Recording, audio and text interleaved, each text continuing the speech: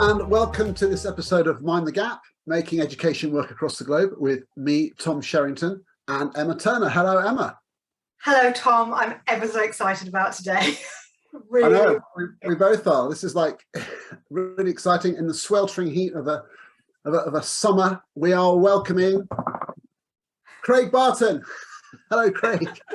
Hey, Tom. Hey, Emma. You okay? Very well, thank you. Very well. Hot, but excited to talk to you. It feels like it's like our turn to well, it's my turn to get my own back on you for being interviewed. It's brilliant that you're such a kind of, I don't know, well-known broadcaster, podcaster. That's become quite a big deal, hasn't it? Is that a big part of what you're doing? Yeah, it is. It was, well, I mean, the thing is, a lot of people, like they say, they don't like the sound of their own voice. I think I'm the opposite there. I'm quite happy to hear my own voice a fair bit, which works quite well. But I used to, years ago, I did the TES Maths podcast. I was the TES Maths advisor for 10 years. And as part of that role, they said, do you want to start this podcast? And this is probably back in about maybe 2014, 2013, something like that, before kind of podcasts were really a big thing. And I used to have a studio in TES and a producer, and I thought I was the bee's knees. I used to absolutely love it. And then they pulled the plug on that pretty quickly. I did about 8 or 9 episodes. And then I thought, well, I need to do a comeback here. So then I bought myself a mic and started the Mr. Barton Maths podcast in about 2016, something like that. And I love it. I just learned so much speaking to, well, you've been on, Tom, you've been on, Emma. I just learned loads from speaking to people who know far more about things than I do. And it's just great. I love it. No, and you do it so well. And my memory of doing a couple of your things is that it's already professional. You get the questions in advance, not like this. Well, this is I don't know what this is, Tom. This is bizarre, right? So I was saying to my wife, I'm doing this podcast. She goes, oh, what are they going to ask you? So I have no idea. I haven't got a flipping clue. I've been sent nothing. I've got a Zoom link. That's all I've got. But I'll tell you what, you've got a producer. You've got Sean. Like, you're a step up from me here. This is quite a professional outfit you two have got going here. So I'm very impressed. I know we pretend it's already amateurish, but because of Sean and Mind Rocket Media, they kind of stitched together for us.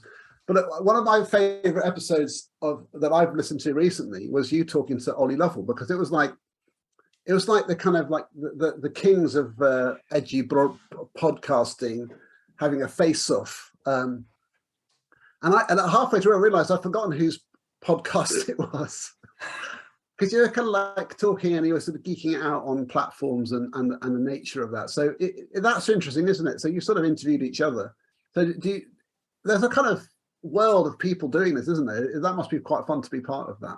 It is, but let's speak about Ollie Lovell, because he's doing my head in at the moment, because he's getting too big for his boots, Tom. And you're part of this, you're promoting him left, right, and centre, and forwards in the books and all sorts. I'm sick of him, because I used to be outdoing him. We're big rivals, me and Ollie, and I was smashing him in the downloads and all sorts. And now all of a sudden he's landing all the big name guests. He's banging books out left, right, and centre. So he's doing my head in him. So yeah, nice one, Emma. Yeah, that's just what he needs, a bit more publicity. So yeah, but he's good. He's good. He's Ollie. He genuinely. I don't like admitting this in public, but he's on a different level. The amount of research he puts in before his guests, and one of the main reasons I started the Tips for Teachers podcast, which I do now, is so I don't have to do any prep. Like, it's a nice surprise what people are talking about. Whereas Ollie, and I had to do this myself, you have to read all the guest books and you have to spend, days sometimes prepping for an interview. So yeah, he's very good. But I'll tell you the other thing. There's loads of podcasts springing up left, right, and centre. I mean, you've got this one that I'm on now. Every new week, there's a new education podcast out there, and it's brilliant. But then it's the classic, paradox of choice. Which do you listen to? Fear of missing out and all that. But it's the golden age of podcasts at the moment, and yeah, I'm happy to be a part of it. Oh. Your Tips for Teachers, though, is absolutely flying, isn't it? The way you're interviewing people for those short snippets of kind of golden nuggets. That's really flying, isn't it? Yeah, it's good. I mean, again, I started it quite it's weird. So I did the Mr. Barton, well, I'm still kind of doing the Mr. Barton Maths podcast, but I did it regularly for about 6 years or something, had over 1 million downloads. But the problem with that was it was knackering. Like some of the conversations, the 3 hours, like when Danny Quinn, former head of maths with Michaela, came on, she spoke for 3 hours and I'd only got through half my questions. So next week she was back on for another 3 hours, and I was speaking to guests more than I was speaking to my wife. And as I say, I was having to do the prep was unbelievable, but people seem to really like them. So I needed to rejig the format. So I wanted to broaden it out, get people from different subjects, people from different phases on there, but also experiment with a different format. And I think for people who don't know, I asked guests to come on and share 5 tips that they've got for teachers. So as I say, Tom and Emma, you've both done it. And what's nice there is you can break it down a little bit. So in the show notes, I put timestamps to each of the tips, and I announce in the show notes what the 5 tips are. So if you're busy and tip 3 is the only one that interests you, at one click of a button, you're straight to tip 3 and you can listen to it. And what I also do, like you guys, I record the interviews, but I chop them up. So each video is 1 tip. And the idea is that if you're listening to the podcast on your way to work or walking the dog or whatever, maybe you hear a tip that you think, you know what, that's quite good, that. And then you can send the video link of that tip to all your colleagues. And what's really nice is that I know quite a few schools who what they do is each week, they pick out a tip that they really like, they send it to their colleagues to watch before, let's say, the maths departmental meeting. And then in the departmental meeting, they've got a focus to it. They can discuss what Dylan Williams said or Tom Sherrington said, or whoever it may be. So it's, works out quite nice. So I'm dead excited about it. I really enjoy it. Yeah. It's really lovely. Lekha Sharma was tweeting one tonight saying if you use one thing on your inset day this year, it's to use the clip of you talking to Chris Such about reading, wasn't it? Yeah, that was the most recent. I just put that episode out last week, and in fact, I'm currently editing yours, Emma. Yours is next on the line to come out, and it was just. What's interesting is, I'm always out of my depth. Even if I talk to secondary maths colleagues, like the vast majority of people know far more than I do, but particularly when I speak to primary and he's talking about reading, I don't have a flipping clue what he's going on about, but it's just amazing just to listen to somebody so passionate, just, share that. And it's great. And like some people think I play dumb, but I don't. This is just literally me. Like I am dumb at this kind of stuff, but it's great because I'm not afraid to ask, so-called stupid questions, because I genuinely don't know myself. So hopefully that quite helps the listeners not feel, quite so out of their depth, because I'm more out of my depth, if that makes sense. Well, I'm just pleased that we've already got our first flipping eck in there, because that was like, I was hoping there'd be a few of those. I've toned that down. Yeah, I've had to tone that down. I listened back to some old episodes, like from about 2017. Every other word was flipping X. So I've had to really try and cut that out as best as possible. But yeah, I don't think you'll get any explicit content. It's just a way of sort of standing back and going, "Wow, that's such an interesting idea." And we all have our way of doing it. I think it's great. I mean, so that's just the 2 of the things that we've been doing. Now, for me, I mean, I've sort of been following you for a while, like a lot of people, and one of the first things that you kind of really like broke through with in some way was this thing, how I wish I'd taught maths,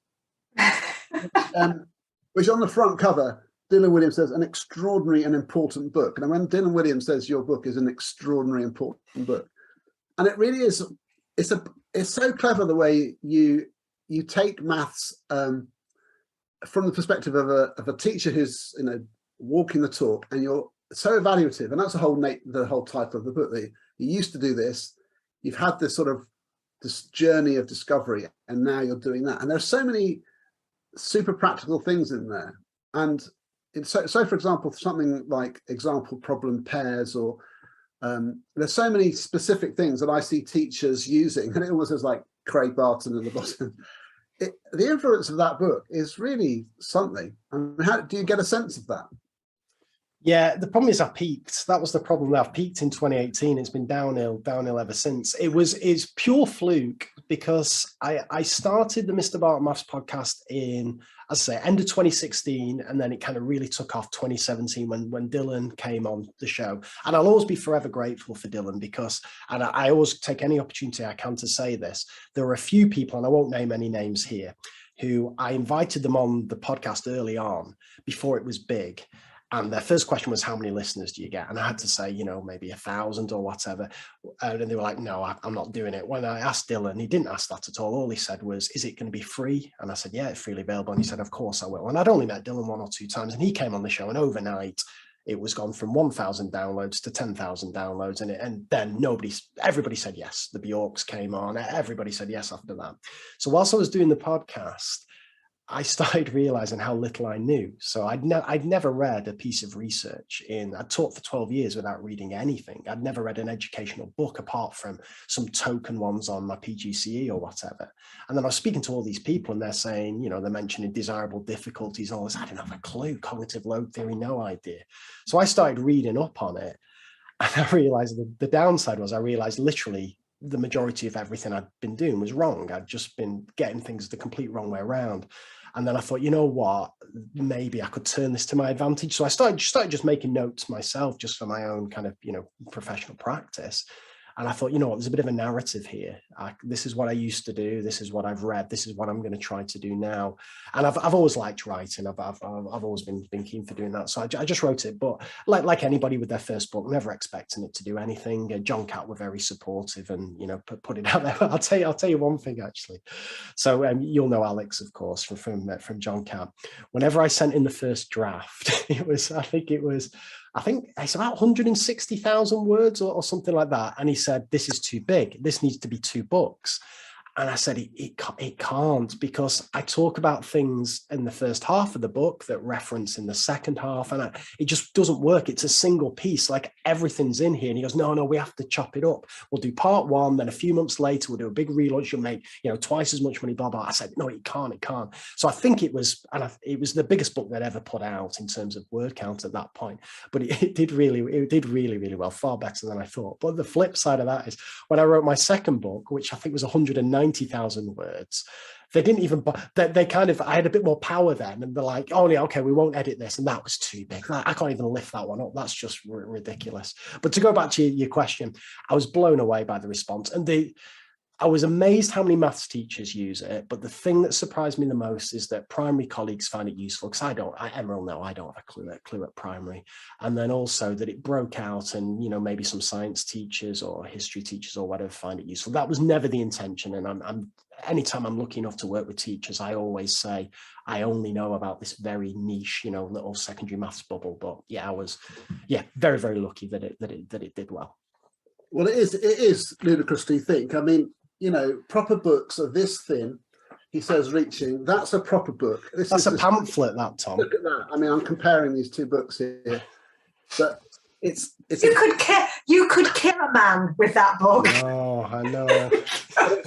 It's worth its weight. I mean, it's a joy. So, I mean, we had Kieran on, didn't we? Kieran Mackle, didn't we, Emma? Yeah. Recently. So that was another maths geek out. So, and you're a maths specialist, so it's exciting, isn't it, talking maths? Why do people get so excited about talking about maths?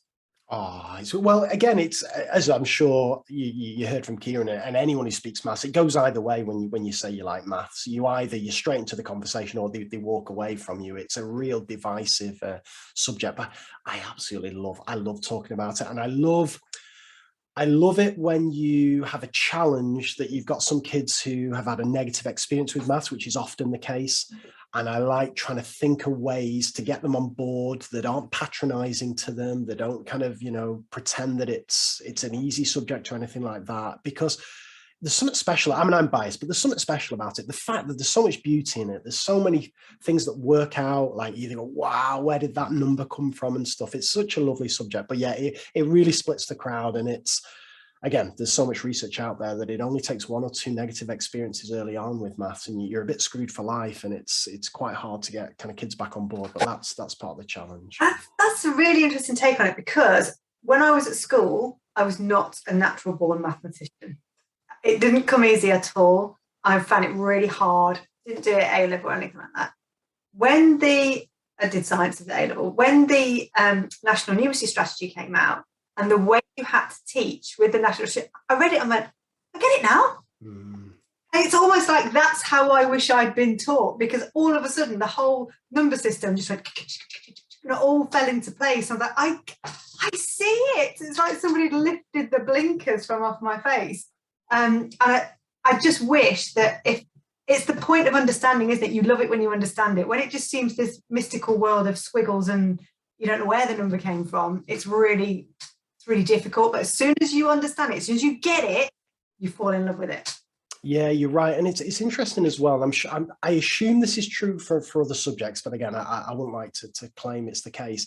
It's a different ball game being good at maths and being a good maths teacher. And there's certainly, again, you need a certain amount of subject knowledge, of course you do, but there's almost it's the classic curse of knowledge thing, right? Like the better you are at the subject, the more you understand the subject, sometimes you find it quite difficult to perceive what it's like not to understand the subject. And I certainly found that for the first 2 or 3 years of my teaching career. I thought that, I mean, I'll try not to swear on your podcast. I know we're very professionally, but I thought the kids were taking the PISS out of me because the amount of mistakes they were making. I was like, how can you possibly not understand this? What is going on with you? Like, is somebody paid you just to set me up here for this? And it's only with a bit more experience that you start to realize, okay, you need to understand it yourself, but crucially, you need to understand how students can misunderstand this and whether you need a different representation, a different analogy, a cleaner explanation, examples, non-examples, whatever it may be. And it took me a long time to realize that. And I'm still learning that now. Like, again, just to kind of hark back to tips for teachers. Well, one thing I'm working on at the moment is this notion of not just examples and non-examples, but related examples and non-examples. So again, if you just indulge me for it, I'll wrap this up in 30 seconds. I could talk about this all day, but I'll just do it quickly. Like, if one of the things I'm talking about at the moment is if you say to somebody, how would you explain to somebody what a triangle is? Then one of the worst ways to do this is you start with a definition. And we all know that definitions are terrible because you end up having to define terms within the definition, and it's just a disaster waiting to happen. So definitions need to come at the end, if at all they come anywhere. So then your next thing is you give an example. But the problem is with maths, and again, I don't know if this is true in other subjects, as soon as you give a single example, it tends to be a prototypical example. So with a triangle, you ask somebody to draw a triangle, inevitably horizontal base, maybe isosceles or equilateral in nature. And then the problem with prototypical examples is kids focus on irrelevant features. So they assume all triangles must have horizontal bases and equilateral, and it's a disaster. And they think, upside down triangles and all this rubbish. So the next level is you give them examples. So you don't just show them one triangle, you show them 4 or 5 triangles, and then they can start to focus on the relevant features. Your next level up, of course, is you do examples and non-examples. This is a triangle, this is not a triangle, and that's far better. But I think the level after that is this notion of related examples and non-examples. Now, you may know I'm a bit obsessed with variation theory, although people say I talk nonsense on this, so that's a whole other story. But with one of the key principles of variation theory is making meaning from a background of sameness. So you keep as much the same as possible and you change one thing and observe the effect it has. So what you can do and you can do this with any technical language in maths, and I'd like to think, although I won't put any money on it, maybe this would break out the subject, I don't know, is you can say, okay, this is a triangle. So let's imagine you've got a horizontal base and you've got your sides up. And then you change one thing. So let's change the orientation. Let's whiz it round a bit. Is that still a triangle now? And you can get the kids with mini whiteboards or thumbs up, thumbs down or whatever, partner talk. Yeah, that's still a triangle. So what have you learned from that? You've learned that the orientation doesn't matter and you keep all the angles the same, all the side lengths the same. And then what you do, your next example, you keep that orientation the same, but you just open the top a little bit. So now it's not a closed shape anymore. So you've still got 3 straight sides.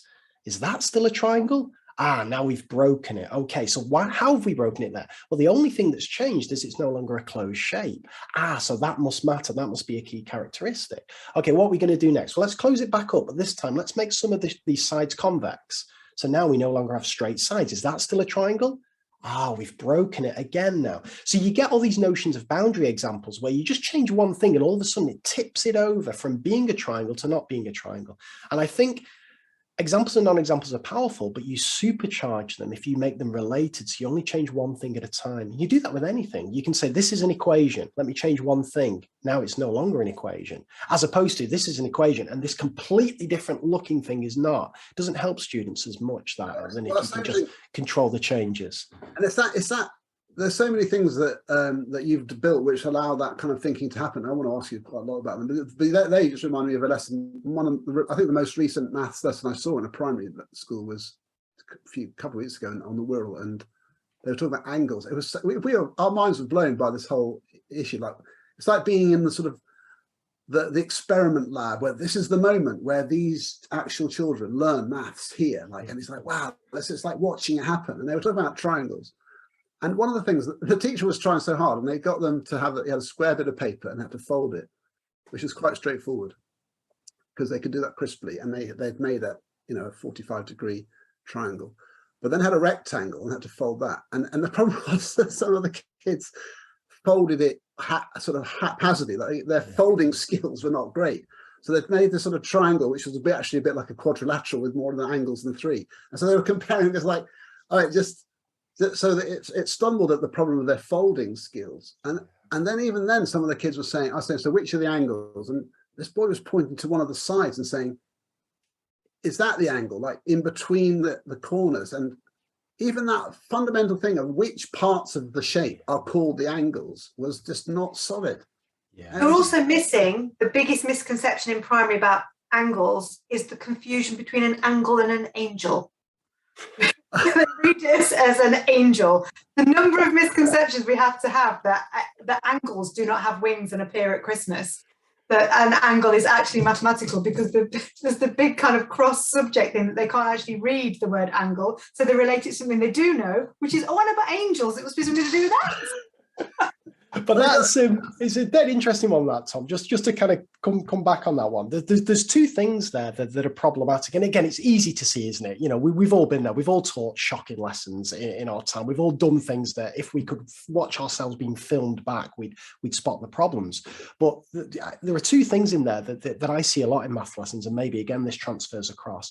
So the first goes back to exactly what I was saying to Emma with the triangle example and non-example. We assume that we can explain something like an angle to students with words, but it's very, very difficult. But you could imagine starting with an image, this is an angle. Now let's just change one thing. Is it still an angle? And once you've done 8 of those, it's very, very quick, just voting and explaining. It only takes 2 or 3 minutes. The kids have got a far better concept of what an angle is than if you do any explanation that you could ever think of. So as I say, I'm obsessed with, for any technical language, I'm obsessed with this notion of this is change one thing, is it still, and so on. But the other thing, of course, this is a wider point, where you rely on another skill to explain a new thing. And I've seen, so the folding's a brilliant example. I've done this myself. So a classic thing that teachers do with a secondary topic is circle theorems. So back to angles again. And there's a lovely circle theorem relationship, which is that the angle made at the center, if you take 2 points and draw a line, is twice the size as the angle that you make at the circumference from those same 2 points. And your classic secondary teacher way of demonstrating this, to introduce it, is you say to kids, here's a circle, so they've got a printout of a circle, dot 2 points on the circumference, dot another point on the circumference, join up to the center, join up to the circumference, and measure your angles. What do you notice? And what could possibly go wrong with that? Well, what goes wrong is if the kids can't measure with a protractor, you get kids. I had one kid who said, oh, I know what I've noticed, sir. The angle at the center is 4 times the angle at the circumference. I was like, what the flipping heck's going on here? So you get kids discovering things that aren't even the thing, because you're relying on something that they're not proficient at to discover this new idea. And it's really, really problematic, but it happens all the time because of this need to, this fear of saying to kids, this is the relationship, let's practice it, and then let's come back to why it works a bit later on. But that's a whole other story. My favorite example of that is watching a lesson where the teacher wanted to introduce pi, and which to me is like, again, sort of a hallowed moment where this is it, guys. You've heard about it, but this is the lesson, this one, when you're going to learn about pi. But it's like, oh God, it's this lesson where the teacher got them to draw circles, quite big ones, and then do the string around the outside to measure the circumference, and then do pi divided by the diameter. And what the teacher's hoping was that they'd all get this sort of like wow moment where, however big the diameter, the circumference of the diameter always comes out to be about 3 or 3.1 or something. But the trouble was the students didn't understand this idea of accuracy. So they were going, but it's always different. 3.1, 3.2, 3.0, and they were unconvinced.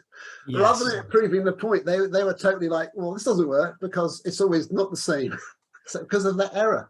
So it just didn't prove the issue. And so he was a bit gutted that this magic moment has sort of lost on them. This magic number is always about the same, simply because of that. And I just thought, well, I don't know, there are other ways to do that initially, and then you bring in the measurement later, or even just picture where you're saying, is it about 3? That's all you need to find out. Yeah. Because that's good enough. You know, he didn't sort of front load it with that expectation that if it's around 3, we're doing well. Anyway, so one of the things I want to ask you about is just the proliferation of Craig Barton products and how you cope with them, because we've got like the things that I just think are seminal, kind of amazing things. One of them is SSDD. So same surface structure, different deep structure problems. And I think that's a superb example of a maths teacher who's created this thing. The website is there. There are examples in languages and geography and science on the website. It's free. It's free. I mean, you just go on there and browse it. It's extraordinary. And the structure of the questions is so clever for getting students to generatively think, oh, what do I need to do here? And it's so good, to the point where we included it in our walkthroughs 3. To the point as well, Tom, where when I mapped the other day the walkthroughs against the new ACF, SSDD came up again and again and again. It's absolutely all over the ECF as well. So when you see the walkthroughs mapping for walkthroughs 3, Craig, you're all over it like a rash. Well, I'll tell you what, I'd love to see flipping walkthroughs 3. I thought I'd be getting sent a copy of this for coming up with it. Nothing coming. Every morning I check the post. I'm seeing them all over Twitter. Wait to you now. I can see it. Yeah, unbelievable. That's an admin error. That is unbelievable. But look, I mean, I actually quite pleased when I do a CPD thing and I say, have you heard of SSDD? And people haven't, because I get to explain it to them. I go, oh, great. Well, let me tell you about SSDD. Here's Craig's website. So, you know, how's that? Before we rattle off the other ones, how's that going? Is that still a going concern? Yeah, it is. I've got a bit of a compulsion, I think. My wife gets mad at me every kind of 6 months or so. I come up with another website. And what I try and do is I try and create enough that there's a bit of a tipping point. So I first started doing this with diagnostic questions. So however, God knows how many years ago that was now, maybe 10 years ago, something like that. I wrote 100 diagnostic questions after seeing Dylan William talk about them. And then I used to, when I'd go around talking to teachers, I'd say, look, I'll give you 100 of these if you'll write 10 for me. And 100 was that was the right kind of ratio where teachers thought, well, yeah, of course I'll write 10 if I get 100 of these. And there's a similar thing with SSDD. I started writing a few, and then I'd show them at talks and stuff. And I'll say, look, I'll give you all of these, but can you just write me, 1 or 2 back? And then once I built up a decent amount, I could then put them on the website. So yeah, I think I've pretty much written every SSDD that I've got left in my brain. Every now and again, I think of one other one, but I think I'm exhausted. But the deal now is if people want to send things in, I stick them on the website and so on. So yeah, it still definitely ticks over. And I'll tell you what, it was it's only recently where I finally think I've got my head around how interleaving works, because I'll just tell you quickly about this. So I went for 12 years with never even heard of interleaving. If somebody said interleaving, I would be like, what are you going on about? Then I started reading all Bjork's stuff and I got obsessed with interleaving. But I think it's only in the last couple of years, probably in the last 18 months, that I finally think I understand how interleaving works. And that's when I realized that SSDD is really powerful for this discriminative contrast mechanism of interleaving, because that's one of the key things when for interleaving to work. It's not just, any old 2 things mixed up together. It's things that have some relationship. So you can ask yourself what's the same and what's different. So that's kind of reignited my interest in SSDD, because I now see it fitting into being a really powerful way to harness the full power of interleaving.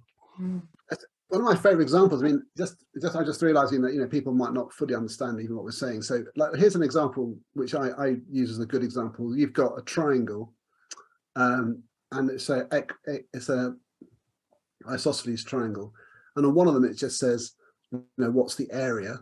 And you're given the base and the height, and so you just basically work out. Well, you're given some dimensions anyway. It says, and you have to work out the area. Sometimes it says that you have to use Pythagoras to find the area, because you're given the slant height of one of the sides, and do that. Another one is algebraic expression on one side, and you have to know that therefore the other side will be the same, and it's the total perimeter, so you have to solve for A.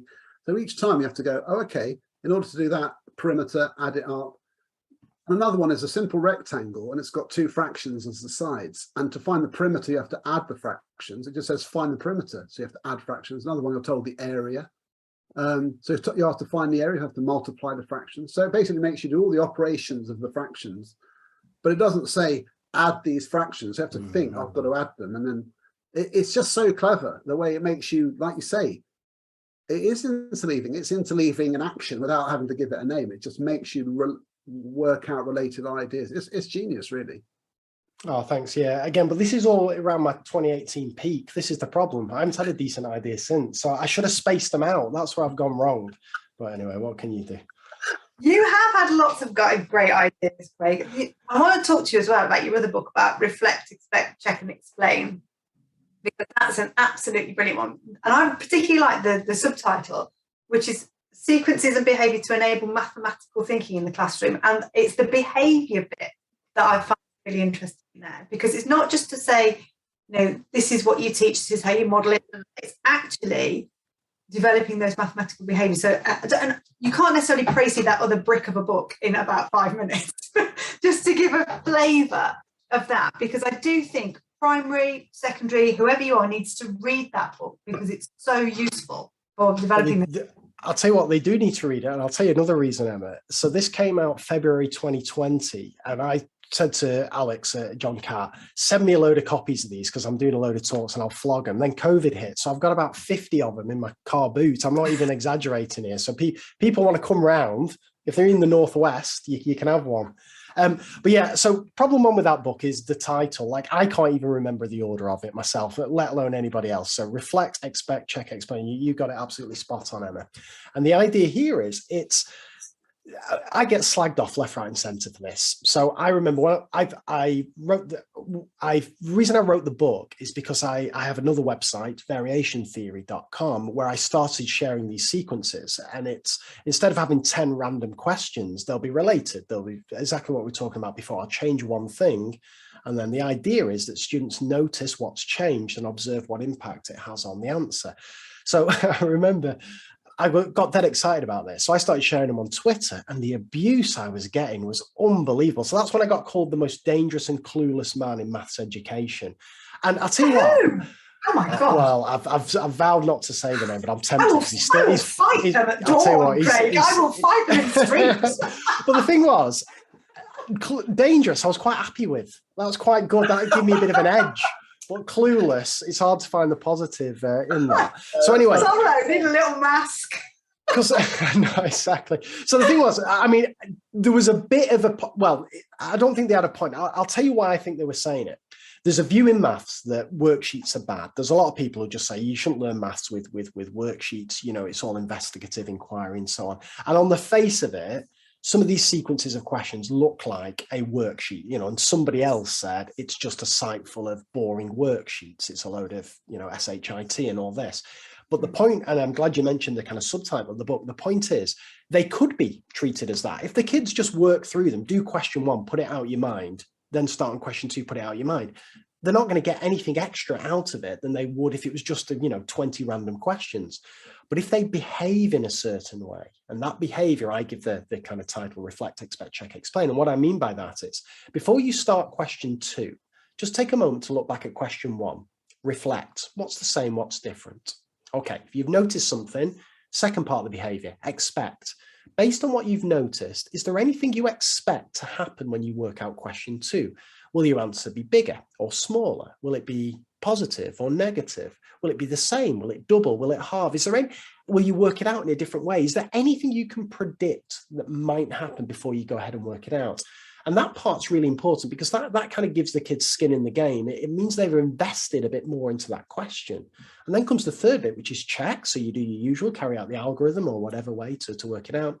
And then finally, it's explain. And what that is if your expectation doesn't match what actually happens, you're surprised. So can you explain what's going on? Why is it not worked out the way you expected? But if it does match what you expected to happen, how would you explain that to somebody who doesn't understand it? So no matter what happens, you've got something hard to think about. And this is the kind of self-explanation effect research and so on. So it's just a simple framework to get kids behaving in a certain way. And if they do that, then they get the most out of these connected sequences. If they don't behave in that way, they could just treat them as a load of boring old worksheets and not particularly get anything out of it. So it's just my attempt to provide, because the other thing to say is, some kids will just do this naturally. Some kids will notice patterns, will be curious about relationships, will not just go through an autopilot. But Renkel points out that that's the minority of students. Your higher achieving students may do that, but the rest of students won't naturally do that. So it's just my way of trying to provide a framework to get kids thinking in a certain way that, you know, hopefully will be beneficial to them. That's interesting. I mean, one of the things which I wouldn't say it's a debate I've been involved in, because I've sort of almost studiously avoided it because it's on Twitter, and I hate arguing on Twitter. So I've kind of like parked it for some time. But there's discussion about whether in maths, there's a sort of maths camps between like fuzzy maths, which is how it's categorized, hashtag fuzzy maths, versus maths facts, sort of maths facts camp, where you sort of, you know, people are very sort of clear that you can learn a lot of maths by being really secure in the facts around maths, and having to sort of articulate your reasoning is kind of subordinate to just knowing it and being able to deliver it and produce it, and that builds up understanding over time, which I totally understand. But do you think, I mean, I've seen some lovely episodes in some recent lessons where some students were talking to each other in pairs about which of certain answers were correct and why, and I just thought the process of articulation was really interesting, and for them seemed to be a really powerful thing that was happening. So what's your sense of that? Do you think students should be given a chance to talk about what they're doing and articulate it? Or do you think they just need to sort of practice it and get fluent in it in a kind of, you know, performance sense? Yeah, it's a really interesting one, Tom. It's a biggie, this one. So I'll just share a quick couple of thoughts. So the first is, I think it's true that students need a certain amount of fluency and confidence to be able to articulate sophisticated ideas. And I think the mistake I've made in the past is launch kids into those discussions before they've had time to think it through themselves, try out a few things on their own, and so on. And again, to go back to reflect, expect, check, explain, that's my attempt to give kids that kind of framework, that grounding, where they then can try and articulate those ideas either with their partner or with a group. But the other thing I'll say is, so I'm a real group work skeptic or group work reluctant. And it's because I hate working in groups myself. And I've been really bad at running groups in class. I've had some of my worst lessons have been group related. But I had Sammy Kempner came on my Tips for Teachers podcast. He was also on my arch rival Ollie Lovell's podcast, but we won't talk about that. But Adam Boxer had recommended him because he's the head of maths at Adam's school at Totteridge. And so Adam is obviously big into explicit instruction and so on. Whereas Sammy, whilst he does a bit of explicit instruction, every one of his lessons has group work in it. So I got him on the show, and it blew my mind what he was talking about. The way he described his lessons and the way he makes the group responsible, and the way he does this wonderful thing, right? Where, say the group's been working on a task and they've been discussing and so on.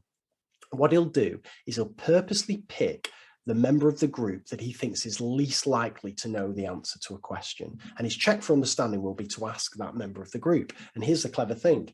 If they get it wrong, he doesn't even address that student. He just turns to face the group and says, what's going on here? Why doesn't he know the answer to that? This is your fault. That's not his fault. Stay back at the end, or whatever it may be. And he builds this culture up where, this is my interpretation anyway, where stage one is to try and understand it yourself. But stage two is then to make sure everyone in your group understands it, because you know that you're going to live or die on, you know, whether they understand it themselves. So I think if you can build that culture up, then you get these dynamics where the kids are really talking in a positive, productive way. But I've not been skilled enough to be able to do that. But listening to Sammy speak, like the hairs on my arms go up, because I just think it's brilliant. It's brilliant. I'm just flashing this because Sammy did a section on exactly that how to structure group work in Extended Mind in that little section there, and it is truly brilliant. So if you want a quick overview of Sammy's wonderful work, it is in there. But yeah, he's quite something. Shameless plug for your own book there, Emma. I mean, I think I'm bad. I'm one third of my book, and I didn't write that section.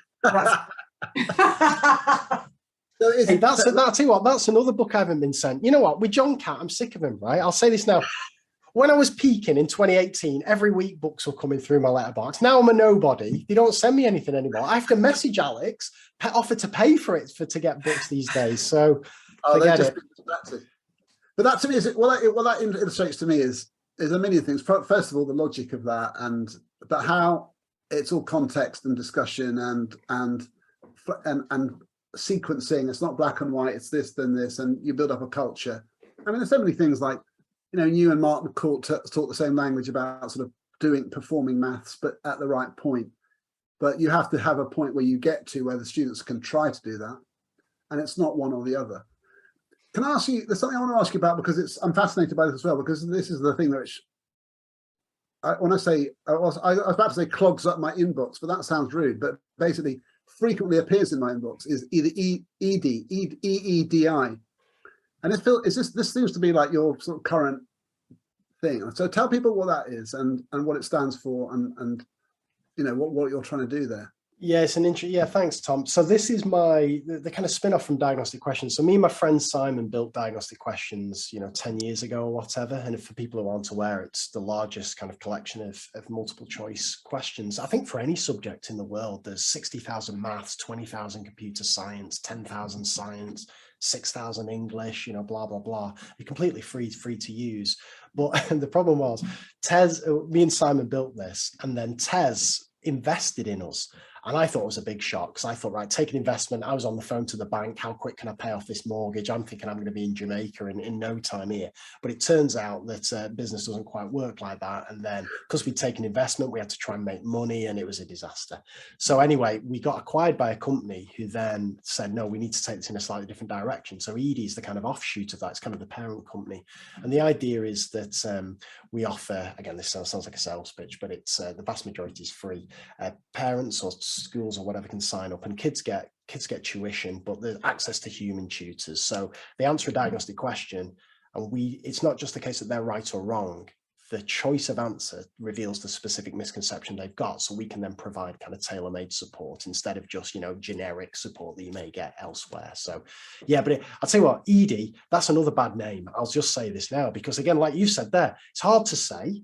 It doesn't stand for anything. It's one of these fancy words, but yeah. So it's the kind of parent company of Diagnostic Questions. But if schools are interested, it doesn't stand for anything. It's not an acronym meaning educational excellence from the diagnostic intuition or something clever like that. Oh, that's good, Tom. Let's pretend that is exactly what it stands for. Yeah, that's good. I've just got one kind of mathematical thing that I wanted to pick your brains about, Craig. Is about the sequencing of units of work, because I completely subscribe to the reflect, expect, check and explain, because that whole mathematical behaviour is interwoven at every stage of the sequence of the unit of work. But I was working with some schools recently where they've got this model where on Monday they do conceptual, Tuesday they do procedural, Wednesday they do reasoning, and Thursday they do problem solving. And I was like, I don't really think it carves up as neatly as Monday, Tuesday, Wednesday, Thursday. So I just wanted to kind of get your thoughts on what the Monday, Tuesday, Wednesday, Thursday model is compared to the reflect, check and explain. Yeah, it's really tricky, this, right? And I'm sure, like you guys, you visit lots of schools and stuff, and you see things, and your immediate reaction is, what is that? What am I saying? And you've got to be real careful, right? Because obviously sometimes people have put a lot of time into it, but also you don't understand the context and what may be working really, really well. But my instinct is, again, it's a cliche to say, but certainly maths doesn't work like that. You want aspects of each of those things within each lesson. That's the whole point. And the key to differentiation, that's one of the reasons I like reflect, expect, check, explain, is you can give the same set of questions to every single child in that class, and the differentiation will come through the different experiences they have. So you'll get one child who won't be able to spot a relationship between two questions, and that's okay for that relationship. They'll work out the answer, and maybe they'll spot something once they've worked it out. You'll get another child who, if that same question, will predict something that doesn't end up happening, and then we'll have a different experience. And then another child with those same pair of questions will see exactly what's going to happen, and their challenge is, how on earth are they going to explain it to somebody else? So for me, that's the best kind of differentiation, where you kind of provide all the same material, but you allow for different experiences to happen, and often it will be a surprise which kids have which experiences. So I'd much rather set up tasks and activities like that would allow the conceptual work, the procedural work, and so on to happen. And then again, the other thing, Emma, of course, is what the hell is problem solving? What the hell is conceptual understanding? Like, they're the worst labels in the world, right? So yeah, alarm bells would set up in my head, but then it reminded me not so much of Craig Barton as Craig David on Monday, procedural things on Tuesday. Nice, that's good. Maybe that's what they based it on. I mean, there's worse things. Could Craig Barton confuse with Craig David? That could be it. That could be it. Easily done. Easily done. But that's people just sort of need to sort of create some sort of order out of the chaos of all the possibilities. And sometimes you just feel for people that they're trying really hard, and they're doing a sort of set curriculum, and they're trying to work it through, and it's a very specialist thing. I always feel like when my alarm bells off, every time I meet a maths team, and they sort of try to fob you off with, oh, well, we do the Shanghai mastery, as if that's just that in itself just goes like, you're going to go, oh, cool, great, because that just, as soon as you ask 3 more questions, you realize that no one's really sure what Shanghai mastery is, and it could be about 18,000 things. It's become sort of corrupted. So I'll tell you just on that. I'm sorry to interrupt. This is one thing that interests me as well. So I work with a lot of maths departments, and often I'm asked to look at their schemes of work to can we tweak it and so on. And you'll ask, what's it based on? And it'll be based on Shanghai or mastery, or it'll be White Rose but tweaked, or it'll be the DFE documents and so on and so forth. And there's almost this notion that there's this kind of perfect scheme of work that if you get this document right, everything else will follow from it. But the question I always ask, and this is one of my kind of tips for teachers, is how does your least experienced member of staff use your scheme of work, and how do you know? Because what often happens, well, almost invariably, is it's the most experienced member of the team who's written the scheme of work or tweaked it and so on. And then I'll sit and observe a lesson with the head of department, and I'll say to them, why are they pitching the lesson at this level? Or why are they using this resource? And the head of maths will be like, I've no idea. It's not what the scheme says. But the whole point is, they've not checked. We have curse of knowledge between teacher and kid, but we also have it between teachers and teachers. You may know how to interpret your own scheme of work, but does your RQT know how to do it? And I think that's a big problem within maths departments. And I think it's a really useful exercise to say to, if you're a head of maths, to give your scheme of work to one of your least experienced colleagues, probably set them up on like a screen recorder or something like that, and just say, just show me what you do to plan a unit of work. How do you use this document? And it blows their mind, because it's never what they expected it to be. That's such a good insight. I mean, I have exactly the same sort of experience, and people have, it's about saying, in our CPD time, here's the resources, let's actually just talk about them and talk through them, and the question choice and so on. And you feel sorry for a teacher who's there working their socks off, but they're clicking through the slides going, God knows what's coming up next. Here I am, we're just running with it, and I'm doing my best, but I haven't had time, and you feel for them. Well, look, honestly, wow, we're getting the signal now that we have to wrap up, because we're not like a 3-hour epic. We are a 45-minute punchy show. That's how we do things. But that was incredible. That time has whizzed by. It's so interesting talking to you. You're still, can I tell you, a bit of a legend in Bolton. And you're like, people talk about it like, Craig, like you're kind of like one of us kind of thing. And you've gone off to sort of conquer the world, but you're still kind of the homeboy. Well, I'll tell you what, just let me end with, I'll give you the truth of that, Tom. So I did a talk in Bolton 2 weeks ago, and 4 people turned up. So I'll tell you what, not that popular. I'll tell you that much. They can talk the talk. They don't turn up when I'm there. So they mustn't have known it was happening. You can't just. That's what I'm trying to tell myself. Yeah, you needed to warn them you were coming. I had some copies of Reflect, Expect, Check, Explain to flog them as well, but yeah, nobody turned up. Well, I promise you, I'm going to get a whole bunch of books sent your way that you should have had before. Let's say a huge thank you to you, Craig. It's been an absolute blast talking to you. Really brilliant. Thank you so much, Craig Barton. Oh, thank you. No, it's been brilliant. Thanks, Tom. Thanks, Emma. And thank you to everyone listening to Mind the Gap, making education work across the globe. We've had an incredible year, and Craig sort of brings up the end of our season. Really brilliant talking to him. And thanks to all the other guests we've had on the show, and to everyone who listens and watches our YouTube. And looking forward to more. But thanks for joining us, and have a great summer, everybody.